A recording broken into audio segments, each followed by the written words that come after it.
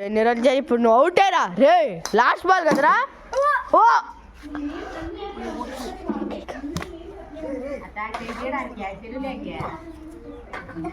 ఓరేని మనకున్న ఒక్క బాల్ కూడా పోయింది పో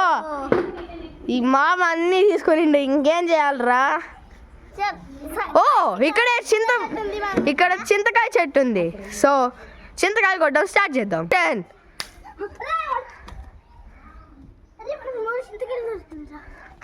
చూడండి ఫ్రెండ్స్ మాకు ఇలా చింతకాయలు దొరుకుతున్నాయి 2 గంటలు ఫ్రెండ్స్ మనం ఎప్పుడైనా ఏమైనా పచ్చడి కానీ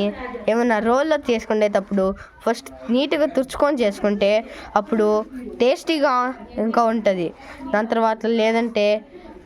హెల్త్కి మంచిది కాదు కాయల్ని ఫస్ట్ శుభ్రంగా కడుక్కోండి ఫ్రెండ్స్ అప్పుడే టేస్ట్ బాగుంటుంది ఫస్ట్ మనము కాయల్ని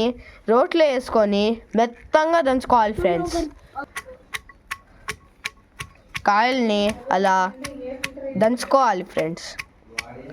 సుమారుగా 1 నిమిషం పాటు అలాగే దంచుకుంటూ ఉండాలి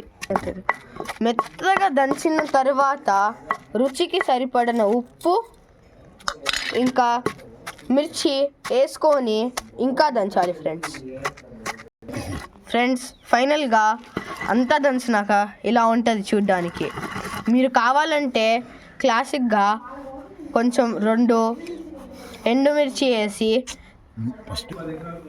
మనము ఫస్ట్ ఇది పచ్చడిగా కన్వర్ట్ చేసుకోవాలనుకుంటే ఒక స్టవ్ ఆన్ చేసుకొని బాణడు పెట్టుకొని దాంట్లో కొంచెం నూనె పోపు గింజలు 2 ఎండుమిర్చీలు వేసుకొని వేయించుకున్న తర్వాత కొన్ని సన్నగా తరిగిన ఉల్లిపాయ ముక్కలు వేసుకొని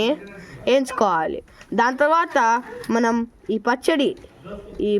పచ్చడిని తీసుకొని దాంట్లో 2